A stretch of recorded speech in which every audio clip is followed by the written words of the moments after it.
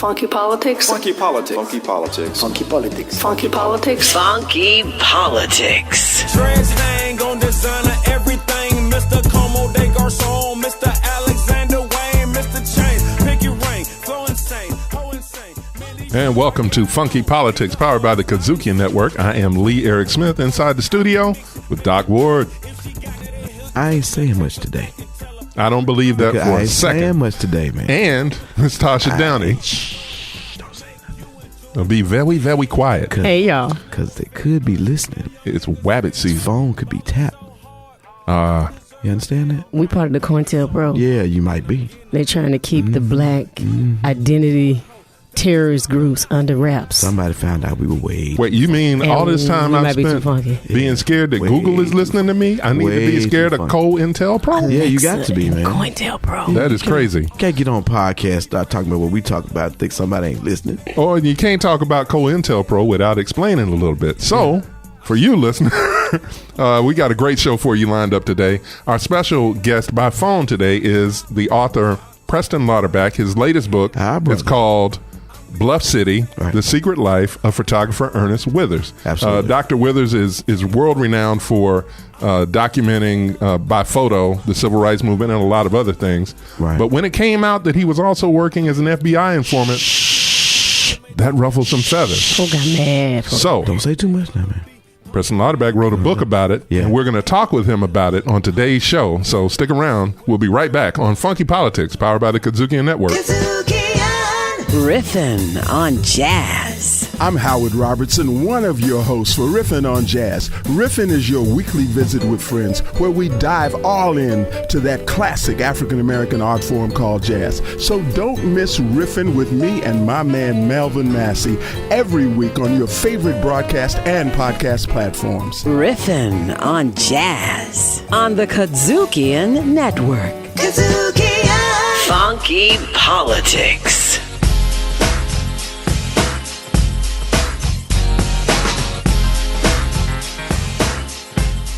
And as promised, we're back on Funky Politics, powered by the KUDZUKIAN Network, with our special guest by phone today, Preston Lauterbach, who is the author of his new book, Bluff City, The Secret Life of Photographer Ernest Withers.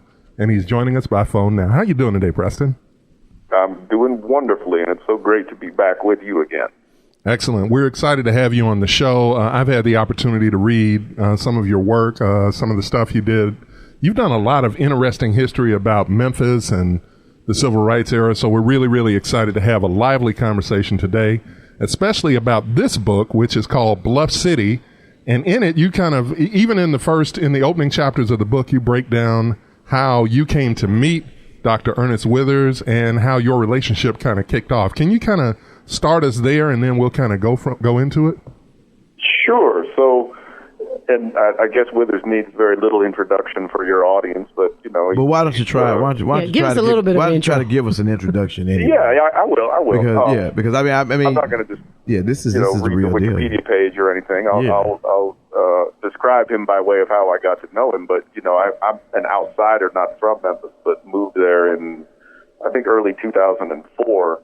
But I was already very much into the culture, the music, and so Ernest Withers, being the legendary photographer of the civil rights movement, who had taken so many iconic photographs, was somebody who was already larger than life to me. And the thing I didn't really understand about Memphis when I got there was how laid back and approachable everybody is. So he cut a very noticeable figure wearing his kufi and his shirt and tie everywhere. And of course I knew him by his work as well as by his appearance. And it took me a while to realize that everybody just speaks to each other like normal people in Memphis. And so eventually I got the nerve to say hello to him, tell him I appreciated his work. And I had really gotten into Beale Street.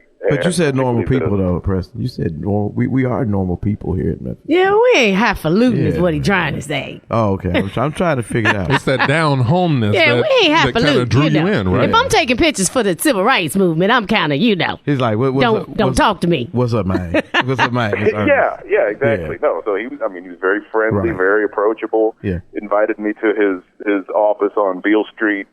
And so, you know, I got over there and had a chance to meet him and get to know him a little bit.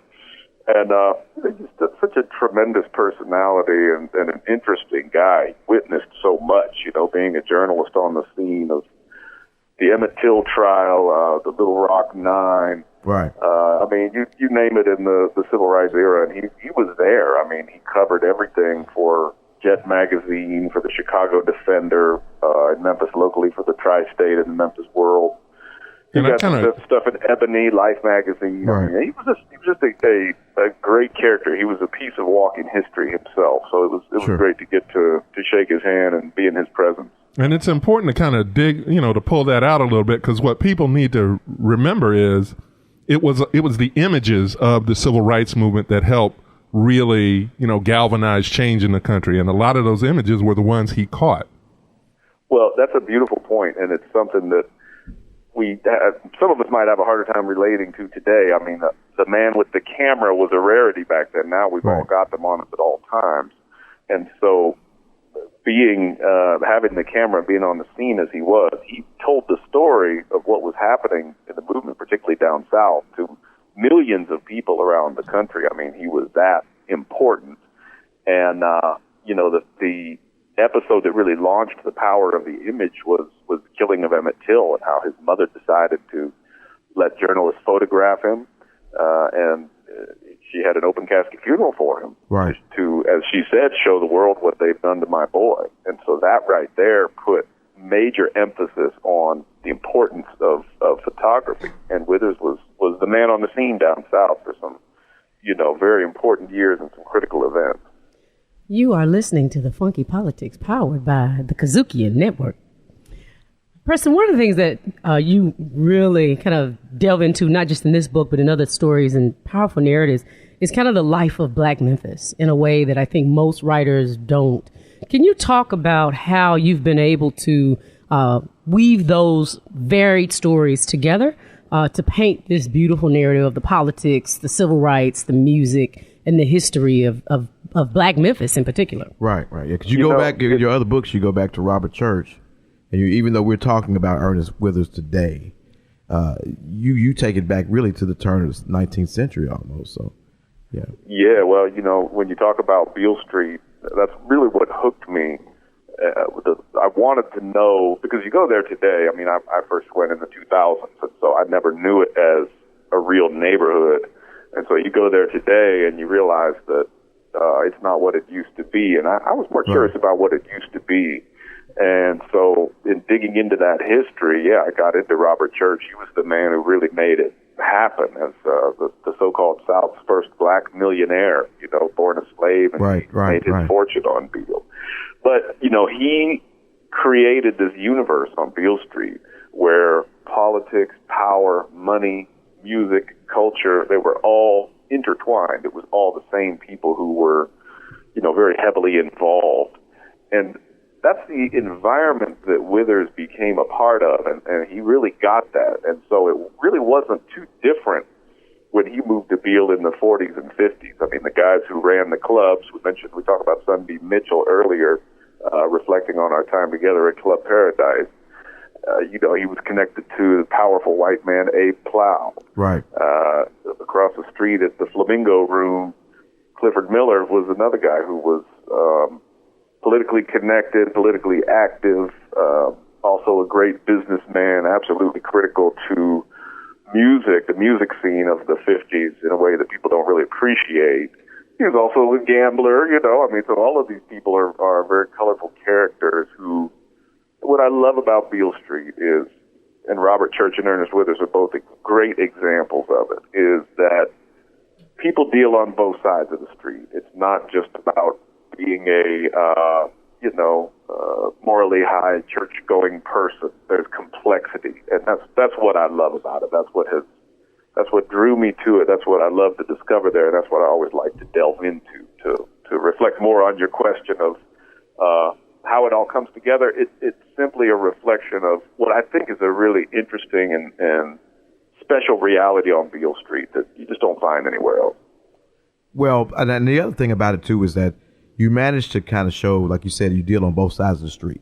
there's a coexistence of African American success and wealth, along with African American poverty that I think a lot of people surely knew existed at the time. But when you look at those things from your impression, having cataloged it all and looking at it collectively, what would be your impression or opinion of African Americans and how they really lived at that time, as we talk about, because we're going to move forward as we go on with the interview, but at that time, what was life genuinely like from what you've been able to collect and research? In terms of what life was like, it was a struggle for a lot of people. And I reflect on two of the people who I got to know who really came a long way from that beginning, from growing up on Beale Street in the 30s and 40s, or in the neighborhood anyway. Sweet Willie Wine, who's still around, is known as Minister Sakura Yahweh. Absolutely. And Pedro Lewis, who's gone on, but he was a little bit of everything in his day, a hustler, a singer, a member of the Islamic community, and really just an outstanding human being. Right. But, they grew up in absolutely crushing poverty. Cold water flats, no heat in the wintertime, very little clothes. Think about Isaac Hayes, another guy who came through tremendous poverty in Memphis. I mean, life was as challenging as it can be for human beings in America or anywhere else. I mean, the conditions could be absolutely brutal. And yet, the thing that's so beautiful and inspiring about Beale Street is how many of these great characters achieved from that beginning, despite everything that they were told in many cases. I mean, people have been held down, and it's really quite inspiring. I mean, and those guys, Sweet Willie Wine and Pedro Lewis, two guys that I return to quite a lot because they're so inspiring to me and such great guys, but they did different things. They became Renaissance people. They became well-educated, maybe not in school, but well-educated in life, and they evolved. And so to me, I mean, from challenging circumstances come some brilliant people. Right. You're listening to The Funky Politics, powered by the KUDZUKIAN Network. We're going to dig into Bluff City in just a moment, but one of the things that's always fascinated me about history in general, and I've seen some of this in your work, is, when we look back on it, we look at broad strokes. People talk about the civil rights movement as if everybody was all on the same page, as if everybody had the same objectives. But when it doesn't take, you really just have to turn the page and start looking at the details and see that there was a lot more nuance. So as we get ready to go into this break, can you spend a few minutes kind of setting the stage for us? So, we're talking about the 1950s, the 1960s, the civil rights movement. Not all of the civil rights organizations were on the same page necessarily nationwide, and maybe not even here in Memphis. Can you kind of... There's go ahead. So much of that is rhetoric too. To get back to Sweet Willie Wine for another minute, I was spending some time with him on Beale Street once, and I mentioned that he had been part of a militant movement, because that's what everybody classified the invaders as, militants or black power. He got offended. I was taking sure that word militant. Why are you going to compare me to the military? Because I'm striving for, very basic human rights. And I was like, damn, I'd never thought of it that way before. And it's so much of the way that these people were painted or portrayed, I think, was used to divide.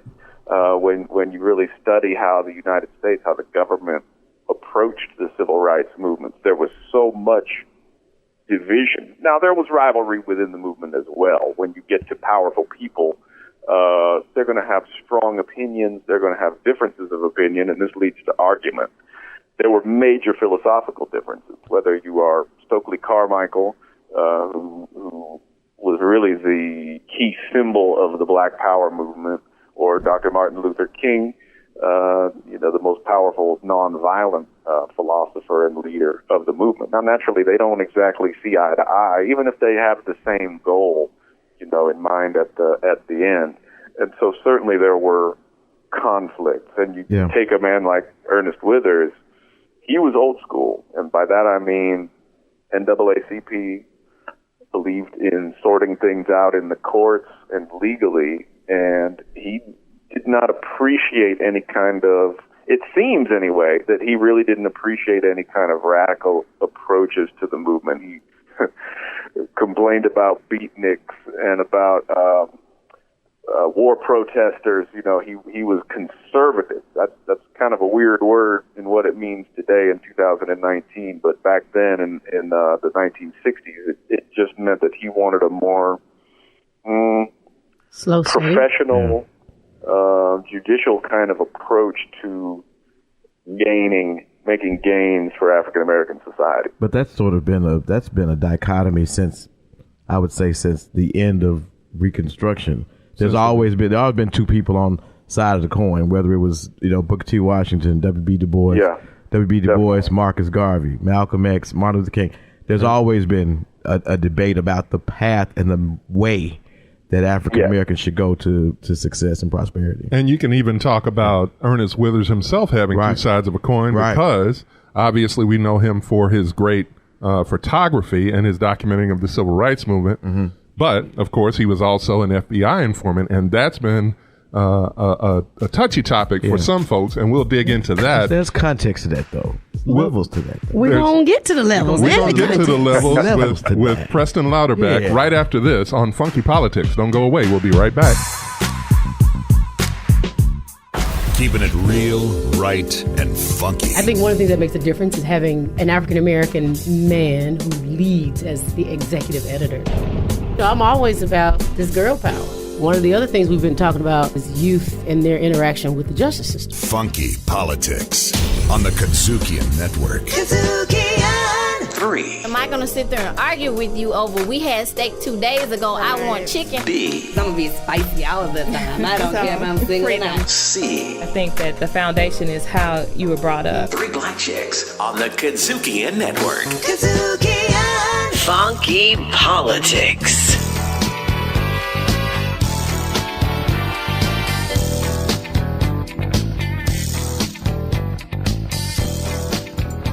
And we're back on Funky Politics, powered by the KUDZUKIAN Network. Joined in studio by Tasha Downey. Hey, y'all. Doc Ward. Yeah, always. And my name is Lee Eric Smith. We're joined on the phone by the author and historian Preston Lauterbach, and his new book is called Bluff City, The Secret Life of Photographer Ernest Withers. Right. Right before we went into the last break, we were noting the two sides of the coin. Yes, he was a brilliant photographer whose work did a lot to move the civil rights movement forward. Right. And as we found out, he was an FBI informant. After his death, he was also an FBI informant. Well, but we found out that he was the FBI informant after his death. That's what. Not that he was an FBI informant after his death. He could be an informant after. He was already gone. That's a top secret program by the FBI. Not a very responsive informant. Nobody's reported back on that one. Yeah, exactly. It's still unconfirmed. But we do have information. FBI has people everywhere, though. Yeah, exactly. There you go. I guess so. Wow. So we do want to, though, dig into. So Dr. Withers died in 2007. Right. And it came out about 3 years later that he had been working as an FBI informant. And that just blew people's minds because it was like, wow, it's like we thought he was, in as much as this thing that people tend to think that there's us and a them in this type of thing. People are like, oh, he's working. We thought he was working for us, but he was actually working for them. Well, the Rorschach response to informant is betrayal. Right. Exactly. And since, he has been celebrated as an icon of civil rights, when the article came in the CA, the first thing, even the way that it was written, it was as if he had betrayed his race. He had betrayed the movement. He had betrayed everything. But you found more nuances in the whole situation, right, Preston? Levels to this stuff. Well, absolutely. And, it's tricky because naturally there is that reaction, that negative reaction. And I would even take it a step further and say it's more than just the fact that he was an FBI informant. It's the fact that he was in Memphis and Dr. King was killed there. And, people have suspected all along that the FBI could have had a hand in that somehow. And so I think that made it, I think those kind of circumstances made the informant tag hurt that much more. It would have hurt anyway, but when you realize what cases he was involved in, time and place that he was working in, then it does get real fishy. And what I wanted to do with the book was to take a step back because, like I said, like y'all said, I mean, it blew everybody's mind. It blew my mind. I was absolutely stunned because of that us and them mentality. And I wanted to understand how it was possible. Just the most very basic question of, well, he did this, how and why?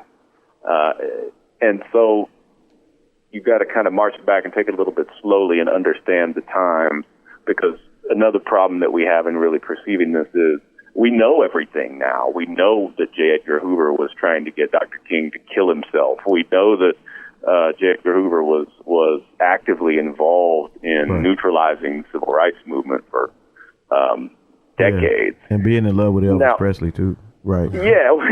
And so...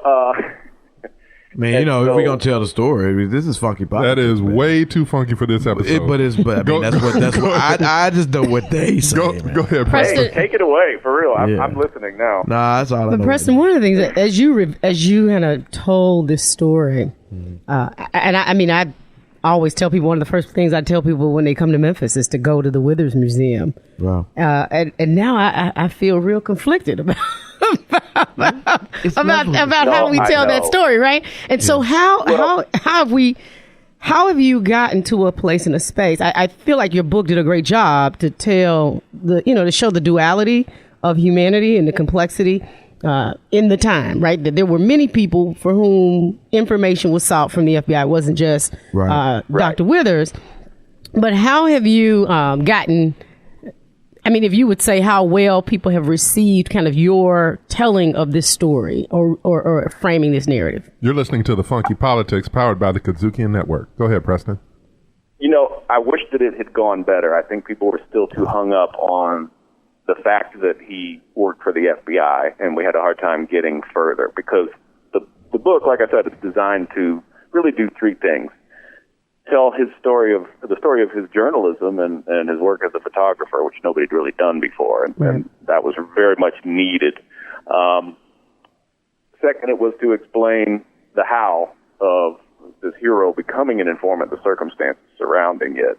And then finally, it was to try and understand exactly what came of it. Right. And so, look, I will go ahead and spoil my own book. Things that people didn't get were that spoiler alert. You know, the FBI lied on him in the end. The FBI used him, and sure, he got paid, and he definitely turned over information about certain people. I think he had his own way of looking at the civil rights movement, whether you want to call it a political agenda, just for shorthand, that's fine with me. And he worked for them accordingly. Yeah. But when it came down to the real serious stuff, the nitty-gritty in 1968, they had him on the invaders, the Black Power movement. And when that riot broke out on the 28th of March in 1968 and made Dr. King look bad, the invaders are who got blamed for it. In the FBI documents, they use Withers to lay that blame. And when it came out later, in an investigation of the King assassination, it became clear that Withers, in fact, was not the person who accused the invaders of starting that riot. And so the FBI lied on him, and the FBI used him. And I wanted that to come out, but again, I don't know that people read all the way to the end, or they didn't quite understand that that's what the stakes ultimately were with Withers informing during this period. Well, they're still working on it. They're gonna get there. Yeah, we're still working through our hurt feelings. They're gonna get there. You know, I mean, I'm not mad at y'all. I'm just saying, you know, in terms of the reception of it, I wish that people could have gotten all the way to that point. And you know, one thing that I was just wondering about, Preston, was because I look at this thing through my own eyes, or really anybody's eyes. Let's be 100, right? If the FBI were to call me today and say, "Hey, we need you. You finna work." What am I gonna say? For real? I mean, yes. I mean, you can. I could say yes. I could say no. If I say no, I respectfully decline, and my life suddenly starts to take a downward turn, I respect. I'm just saying. We're talking about the U.S. government that had tapped this man to do a job, and the FBI today is corrupt. You can always go to your president if you have a problem with the FBI today. That's way too funky. You can go to your president and he will stop that. But I mean, what are your thoughts on that, Preston, in terms of like how unusual it might have been for, anybody to be in a position where you just find yourself in a position where, particularly in 1968 or 1968, an African American man, right? Or the 60s, during segregated America, an African American man being in that what could easily be considered an impossible position. Oh, no doubt about it. I mean, there was tremendous pressure on Withers to go along with it. And look, that's Memphis. That's the world that he was raised in. So you can't really wonder too much about him questioning the other side of it. I mean, he grew up in a town where Boss Crump had his opponents beaten and run off, had their property seized. He understood consequences. I mean, the consequences of being black and going against the system were totally interwoven in the man's DNA. And so that's another thing that we really have to get straight when we're trying to pass judgment on him. And so there was tremendous pressure on him, and he dealt with it the way that he best could. And I come away having sympathy. Now, there are plenty of African-American people who have a zero-tolerance policy on cooperating with the law because the law hasn't exactly cooperated with them over the years. And I do recognize that, but I think when you're looking at the size, the historical size of what this really means, I can't personally just disassociate with Withers to write him out of history or to put him in the Benedict Arnold category based on what we now know. I just can't do it. And the way that the book is set up is that you have to really get into who he is as a journalist and as a man before you come to that conclusion, the end, where it gets really dramatic, where King is in town before his assassination.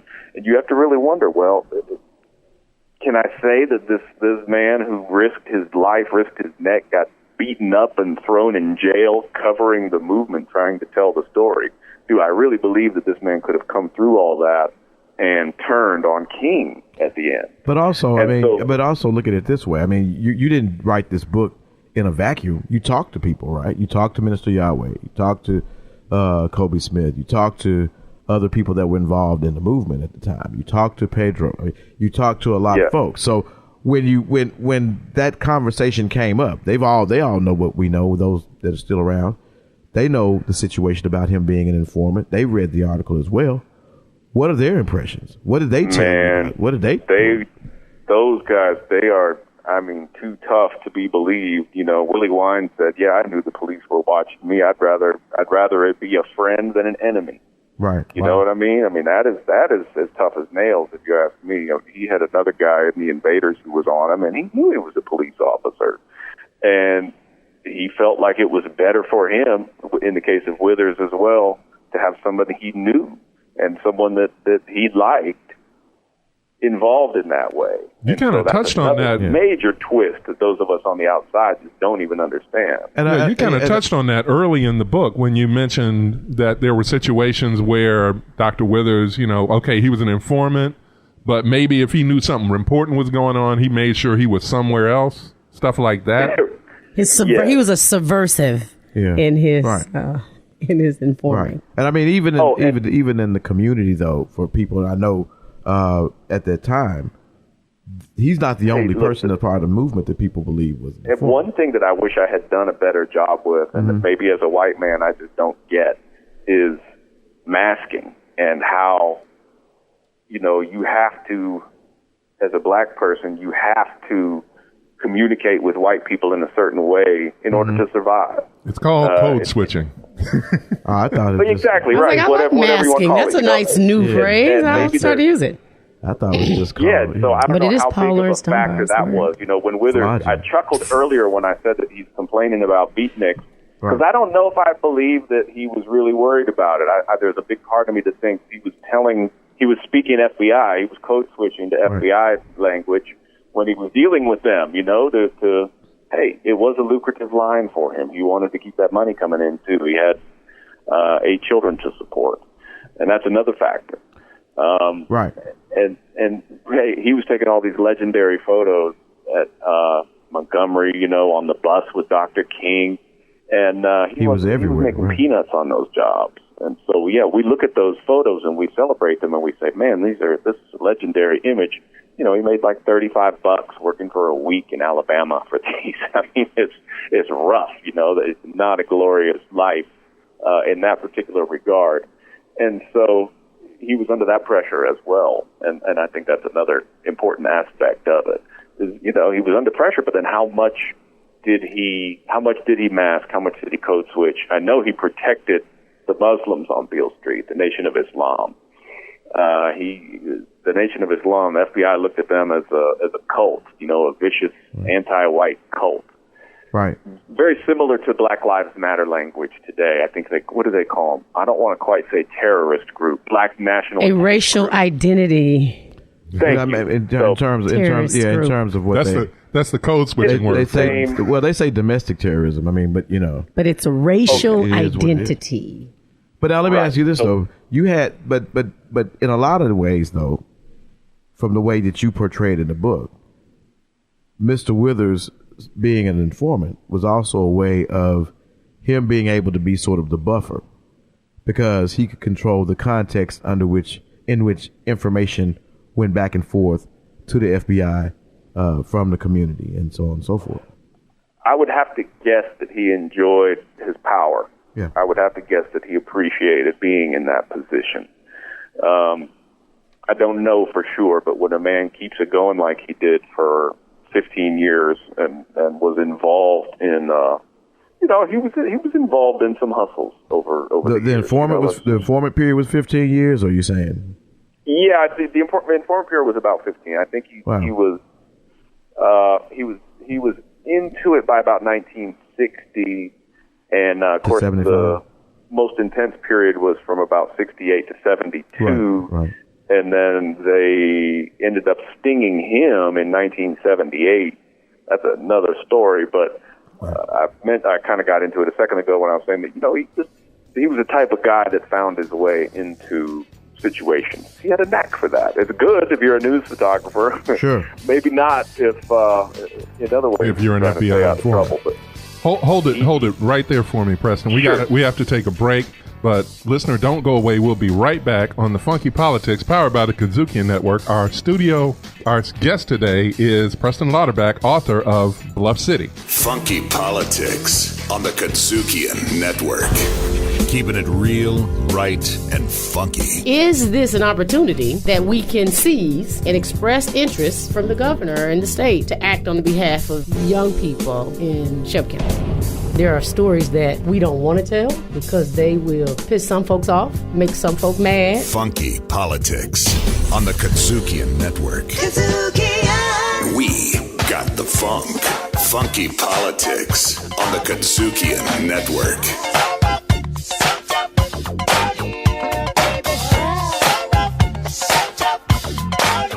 And we're back on the Funky Politics, powered by the KUDZUKIAN Network. My name is Lee Eric Smith, joined alongside Doc Ward and Tasha Downey. Mm-hmm. And on the phone with us right now is the author of Bluff City, The Secret Life of Photographer Ernest Withers, and his name is Preston Lauterbach. Glad you are with us today, man. We've had a lot of, it's gotten really funky today, but we finna get way, way, way funky. And I wanted to save this. I wanted to make sure we got into this in the first part of this segment because I want to spend a little time with it. You write about an iconic image in the book, and it's an image that any of us that are familiar with the events leading up to Dr. King's death here in Memphis are familiar with, that iconic I Am a Man photo, where you had sanitation workers standing, and it wasn't the first time that the sanitation workers had worn or picketed with those signs, but you noticed something different in that photo that kind of set off a series of questions for you. Can you kind of walk us through that? Yeah, well, the key aspect of that photo, which was made on March the 28th, 1968, is that the sanitation workers that are posing in it are displaying their I Am a Man signs on sticks. And that's the day that Dr. King came to Memphis to lead his march in support of the sanitation strike. Of course, Dr. King is nonviolent. It was planned to be a nonviolent protest.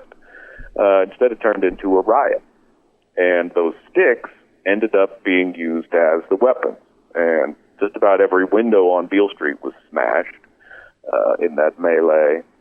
There were hundreds of injuries, hundreds of arrests, the fatality of a high school student by the name of Larry Payne. Other shootings took place as well that turned out to not be fatal. And then the big consequence for Dr. King was this. He was just about 2 weeks away from leading his next march on Washington. Well, Washington did not want that to happen. By Washington, I mean the President of the United States. I mean many congressmen, and certainly the director of the FBI, J. Edgar Hoover. So about because you have to think. And let me add a little bit of context right here, Preston, because what happened was Dr. King came in and he was going to participate in that march just to kind of show solidarity with local activists, but when it started to kind of spin out of control, his people got him out of there, and that's when things kind of spiraled out. So he wanted to come back to Memphis to do a march the right way, and that was the one that led up to the Been to the Mountaintop speech and, of course, his assassination. Just kind of wanted to add that context. Go on. But we were talking about why Washington didn't want him marching in the first place. Right. Yeah, you were saying the president didn't want marching. Well, let me backtrack a little bit. About 3 weeks before the Memphis March, March 28, 1968, the FBI, I don't know if you call it a bulletin orders or what, but J. Edgar Hoover issued the COINTELPRO objective. That's the counterintelligence program objective, targeting what he called black nationalist hate groups. We would call them civil rights groups. But the objective was to discredit, to disempower, to embarrass, and to disrupt civil rights leaders and civil rights organizations, particularly Dr. Martin Luther King Jr., as well as any of the the up-and-coming black militant leaders. Now, so you have COINTELPRO on the table already in March. The thing that everybody in Washington was concerned about was that King was planning on leading the Poor People's Campaign on Washington. So he was going to bring impoverished people of all colors, of all regional backgrounds, but he was going to bring as many poor people, from Appalachia, from the Mississippi Delta, from all over the place to Washington to really bring the issue of poverty to a visible place for the entire country. Well, nobody in Washington wanted that. And he had also started speaking out against Vietnam. That's right, but let's just keep this one thing in focus for another minute. And so, Gotcha. And that wasn't popular. That definitely didn't help him with the president and the director of the FBI. But what happened in Memphis was the plan for the FBI. That's exactly what they wanted. They wanted King discredited so that he was not going to be able to lead the march on Washington. They didn't say anything about assassinating him. All right? That was not there. That was not a plan that anybody has ever found in any document. But that ended up happening because King's idea, as you mentioned earlier, after that riot, was to come back to Memphis in order to save his credibility and to continue building up support for this march on Washington. He felt with the Memphis riot, everybody felt with the Memphis riot, that he wasn't going to be able to pull off the march on Washington. And so he needed to come back to Memphis to make amends with everything that happened. And of course, that's when he was killed. So the consequences of that riot ended up being massive. Well, it gets back to Ernest Withers and that I Am a Man photo, because, as I said, the weapons in the riot were those sticks that were used in the photo. Well, I found where Dr. Withers admitted that he had bought the lumber and rented a skill saw and had cut the lumber up into those sticks. And so here you have a paid FBI informant with these items that ended up these tools of destruction. And so to me, that's just a little bit much. And as you said, it raised several questions in my mind about how his involvement might have been orchestrated or if it was planned. And again, you have to you've got to read the book and you've got to experience all of this in order to fully get it and to come to your own conclusions as well. You are listening to The Funky Politics, powered by the KUDZUKIAN Network. So now that I've read the book, Preston, yes, I would, and I've gone through my own series of feelings over here, and try not to be so hurt. Tasha's over here mad. I was reading that book like I can't believe. But we hold our heroes in a certain degree of esteem here, and we feel real defensive about being the city that Dr. King was assassinated, and now one of the heroes that we had, who for us kind of told the story to the rest of the world in a way that was powerful, also seems to be kind of taken down, if you will. How has his family, because they all still live here in Memphis and keep the museum going and host events there, how have they received this really honest and thorough accounting of their father and grandfather's and uncle's lives? I'm not dodging your question, but let me foreground it by saying that I'm not saying in my book that Withers deliberately brought these sticks into the march in order to turn it in. He wasn't involved with any kind of encouraging people to incite. He wasn't inciting people to violence. Okay, let me be very, very clear about that. That would be totally out of character with him. Even he was totally against anything like that. And so my personal belief, my conclusion is that he was doing his job telling the story of the movement, what he had always done.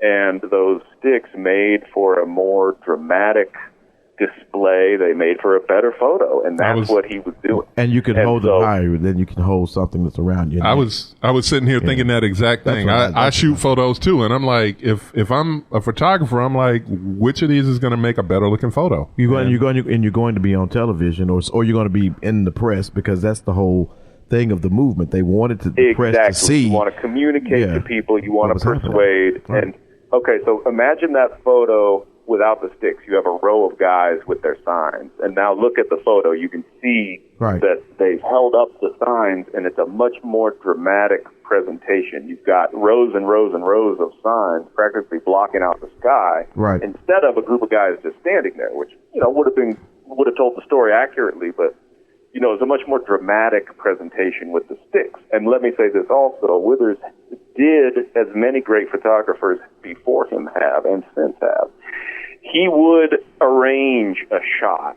And so it was not at all out of his practice to set that up the way that he did, to set up the shot the way that he did. So let me jump back to the family. Briefly, you're listening to The Funky Politics, powered by the KUDZUKIAN Network. Go ahead, Preston. This is where it gets hard for me, because I really wanted this to be good for them. And, he's dead and gone. They didn't know Roz particularly, didn't know anything about his involvement with the FBI. They've had to deal with it after his death. Well, I mean, they're over there busting their tails to promote his legacy. And so I wanted this to be a good thing for them. I wanted to try and set the record straight. And I hope that it has, and I will say this, I mean, Roz is a courageous, open-hearted person and was You're saying Rosalind, so brave. His daughter Rosalind, for those. Yes, right. Dr. Withers' daughter, Roz, who is now head of the Withers Collection and Gallery. Right. So brave with this. When I asked her for her blessing to publish her dad's photographs in the book, she took some time with it, and she asked to read certain parts of the book. Right. I gladly shared what she wanted to see, and I told her about the sticks, and I told her, look, this is the worst of it, okay?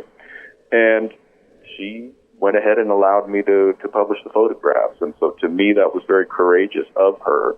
And like I said, she's very open-hearted, and I just think she's wonderful. I think that I can't imagine what it would be like to be in her shoes and have this come out about a loved one after they're gone and you can't discuss it with them. And to be trying to promote the positive part of their legacy. And so, I have nothing but respect and high regard for Roz Withers. She's a brave person.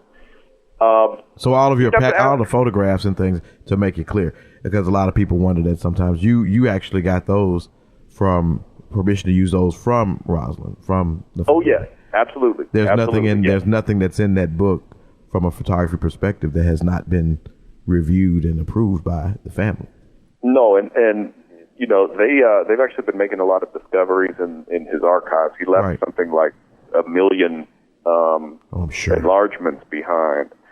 And so they've found a bunch of new stuff that hadn't seen the light of day for quite a while, and were very generous in allowing me to publish certain items either for the first time or for the first time in a long time.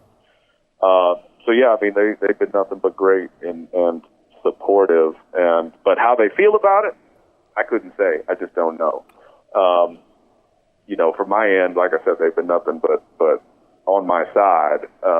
But we'll see, man. I mean, it's going to take a long time I've been through this book thing. This is my third time. It's going to take a long time for people to read it, to digest it, to marinate on it, and to come away with you know, I think a more robust understanding of what was really going on. And you've got to put some feelings aside, you know,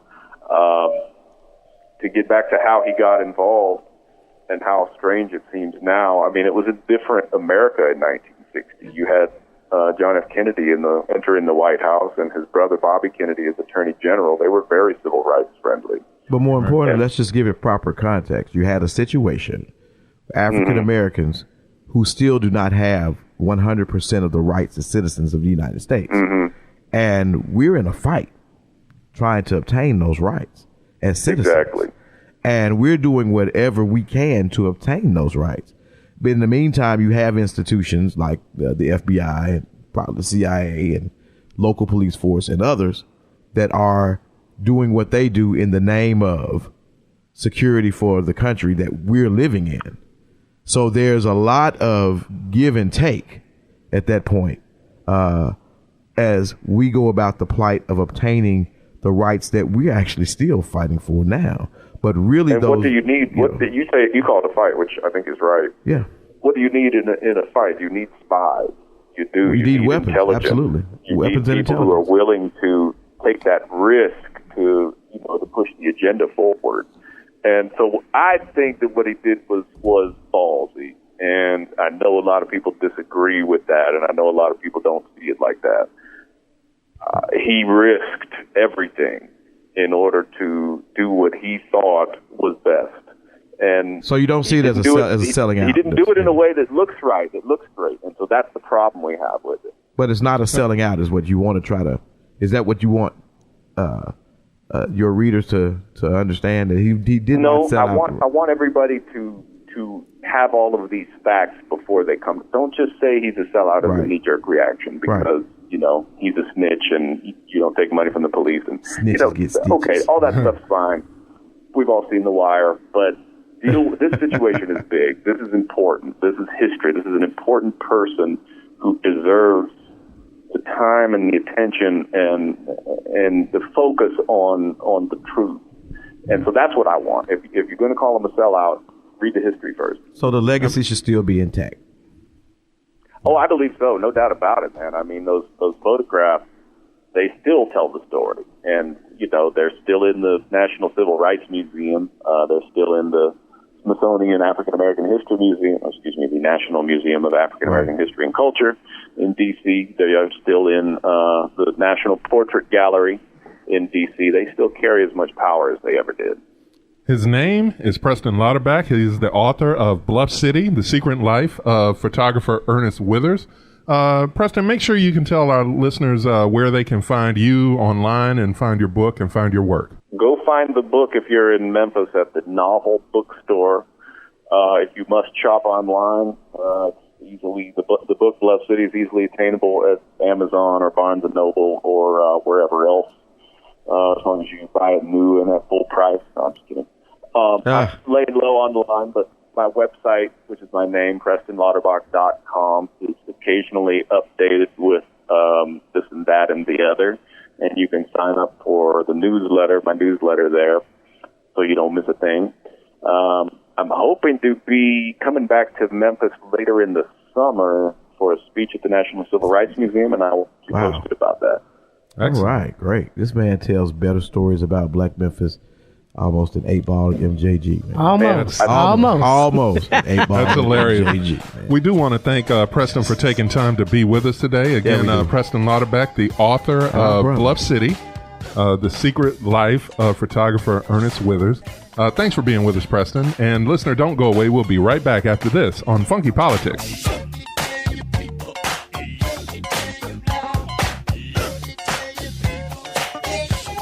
We got the funk. Funky Politics on the KUDZUKIAN Network. Riffin' on Jazz. I'm Howard Robertson, one of your hosts for Riffin' on Jazz. Riffin' is your weekly visit with friends where we dive all in to that classic African-American art form called jazz every week on your favorite broadcast and podcast platforms. Riffin' on Jazz on the KUDZUKIAN Network. The revolution will not be televised, but it will be podcast on Funky Politics because we are the only podcast in the land that gives it to you real, right, and funky. When everyone else is giving it to you real, right, and Trumpy, we're talking about the things that actually do affect your life and living. And we have had an educational show today with our brother from another mother, Preston Lauterbach, who once again has given us a perspective on Memphis life through the eyes of the civil rights icon, Ernest Withers. He had me in my feelings for a minute, though. I ain't gonna tell you no lie. I was in my feelings. He stepped on my toes. He touched you. What had happened? But he, when you find out your heroes are telling the FBI what your other heroes are doing, it kind of do something to you. Yeah, but it was a powerful narrative in context of the time, right? Because we just were living in a different world, and I think Dr. Withers was trying to do the best that he could do to give information in a way that he could to be of most service, and that was a powerful takeaway. That's one of the things I always love when we talk about history and stuff like that, because it's always the little details, Mm-hmm. Like you think about if those sticks that Dr. Withers got for those signs, which as a photographer, I've done it too. You want a nice looking photo, so you do what you got to do to have a nice looking photo. But if that doesn't happen, then maybe that riot doesn't happen or it doesn't unfold the same way. That's right. And history unfolds a completely different way. And so, listener, get into the history, get into the details of history. And you can start with Preston Lauterbach's book, Bluff City, The Secret Life of Photographer Ernest Withers. And that's going to do it for us. But before we go, we want to always remind you that in everything you do, you always keep it real, keep it right, and keep it funky. And we'll see you next time here on Funky Politics, y'all. Funky Politics, hosted by Daryl D.C. Catron, Tasha Downey, and Marcus M.D. Ward. Recorded at KUDZUKIAN Studios. Directed, produced, and distributed by KUDZUKIAN.